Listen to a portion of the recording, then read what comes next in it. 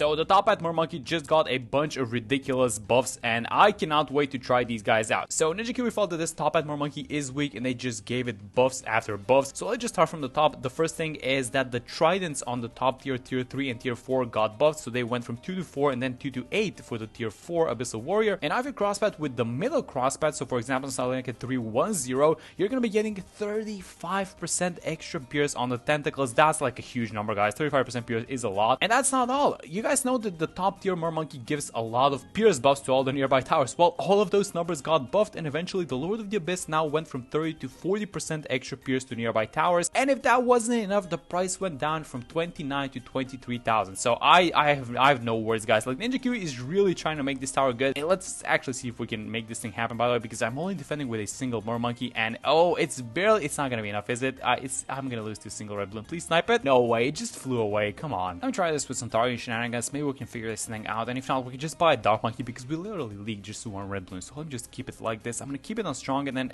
I guess we go down first now. Just don't let any balloons pass the Mermonkey's range. The range is really small as it is. Oh, we needed to snipe that one. Okay, so this one is gonna leak as well. So it's essentially the same thing as last time. You know what? I'm just gonna play this Mermonkey like here. It's gonna be fine. So here's what we're doing today. We're gonna be playing off of every single buff that I just showed you guys. So we're gonna be testing everything, starting from the extra damage that we're getting on the Lord of the Abyss, but we're also gonna move into the extra pierce component. So I wanted to try the perma spike, actually. That's why I brought Striker Jones. So this new Mermonkey gives a 40% extra pierce, so those spike piles are gonna have an insane amount of pierce. And I brought Striker Jones, which also gives 25% extra pierce to nearby towers, and both of these guys stack. So what we're gonna be having is a strategy in which our perma spike piles are just gonna go insane. It's gonna take so many balloons to go through these perma spike piles. It's gonna be insane. So yeah, I cannot wait, but we need to get these things going. And actually, it's gonna be super fast, right, getting to this whole setup, because now with this Mermonkey price of 23,000, like, actually, let me just check how much it is on chimps mode. It's gonna be about 25. Yeah, there we go, 24.8k. Yeah, it's still kind of cheap-ish, I would say, for a tier 5 tower. Now we should have no problems getting to this thing a little bit earlier. So just kind of watch these early rounds. You know, a little bit of a problem that the Mermonkey has is this consistency. Once you buy the Abyss Dweller, you get some extra attacks, so it should be fine. But yeah, we're doing well so far. So round 16, how are we doing?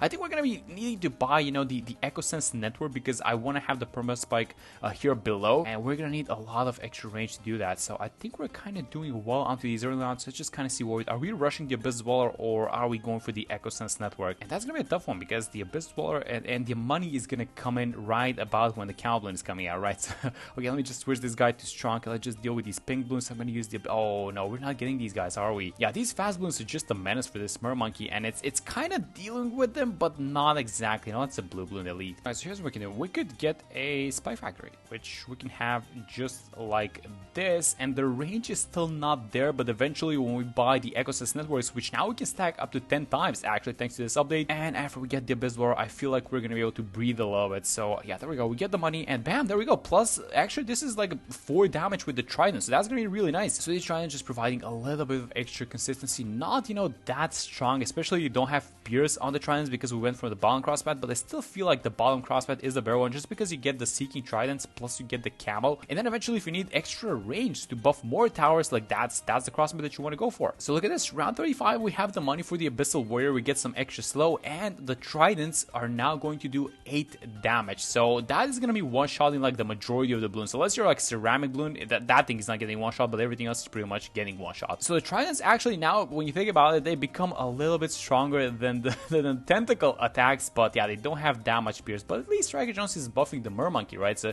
that's kind of nice. Yeah, I love doing strategies like this. So like we're playing off of a specific component, right? We're trying to buff up the pierce on a tower, and I just really love doing stuff like this in BT6, where it all just kind of makes sense at the end.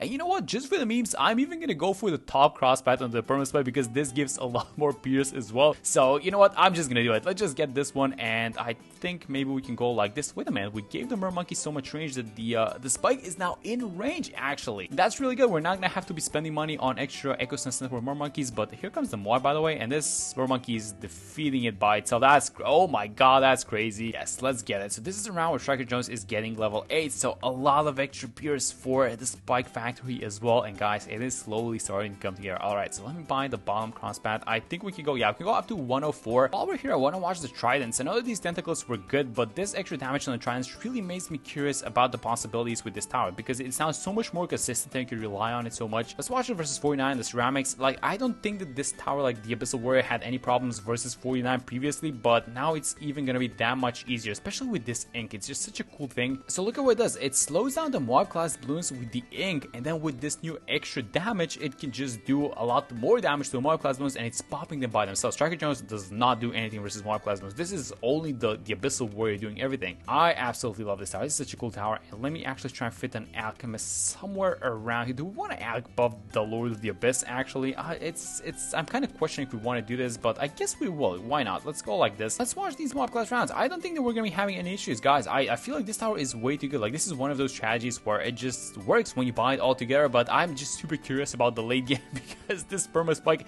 is the perma spike gonna be able to tank everything is my question. Because if you guys remember, previously we used to use the perma spike as like the main damage source. It was just that good, and so Ninja Kiwi has kind of tried to pull the perma spike back, and now I guess it has fallen out of the meta a little bit. But these are the towers and these are the changes that can just help us bring the perma spike back, because it's just like such an easy tower to use, right? So we do get the money for Lord of the Abyss. I'm going to buy this guy. Bam, there we go, and I'll get 40% extra PS, and we bought it at like a ridiculous price of like $25,000, which is just super low for a tier 5 tower. Alright, so let's watch it versus 63. I think the tentacles are about one-shotting these ceramics. Let me just, it's probably not one-shotting, but it's like two-shotting the max. And this is gonna be the third wave of ceramics. Guys, this is not even close what's happening with this tower, and just, oh my god, that was just one slap of the tentacles. Yup, these guys are way too good. Yeah, absolutely love seeing changes like this. But while we're saving up money for the perma spike, I want to talk to you guys about Bloons Card Storm. That's the new Bloons game, and you guys might realize that I have not made a video on it, and I'm just kind of still, you know, I'm thinking whether or not I should do a video on this and then how deep I want to get into this game. So it really looks like a cool game, but I've just not been into card games like in general. But then this is like Ninja Kiwi IP, so I really want to, you know, I want to do it. I want to see what Ninja Kiwi has done. I've only been watching videos, and it really looks like a fun game, but I don't know. Should I do it? Should I like try and make a couple of videos on Bloons Card Storm? Would you guys watch that? I also want to go off of you guys and what you guys feel like watching. So yeah, I would definitely try it if there is like enough positive feedback from the community. So if you guys want to watch that, I would definitely make a couple of videos on it. Actually, you know what's a card game that I was into? Slay the Spire. You guys played that one? That was a really cool one. Yeah, I have played Slay the Spire in the past. I think it's like in general regarded as one of the best card games, and I'm just like trying to emulate that experience, and I'm probably not gonna get that with Bloons Card Storm. But yeah, back to our game. So 28,000. We're gonna be getting this perma spike like even before free play starts, which is kind of ridiculous. So yeah, you don't even need to do damage because this Mermonkey is just destroying everything. And you know it's only the Mermonkey destroying everything because this thing has like 100, well, closing in on 200,000 bombs, and Striker Jones has like, can you guys guess? I saw it and it's a ridiculous amount. It's like 11,000 bombs, closing in on 12,000. Yeah, so this Mermonkey is winning the game by itself. The perma spike has not been touching that many balloons so far. I think I said the perma spike before buying it, so you know what? Around 75, let's actually finally buy this thing. We're gonna probably, do we want to buy the white hot spikes? You know what?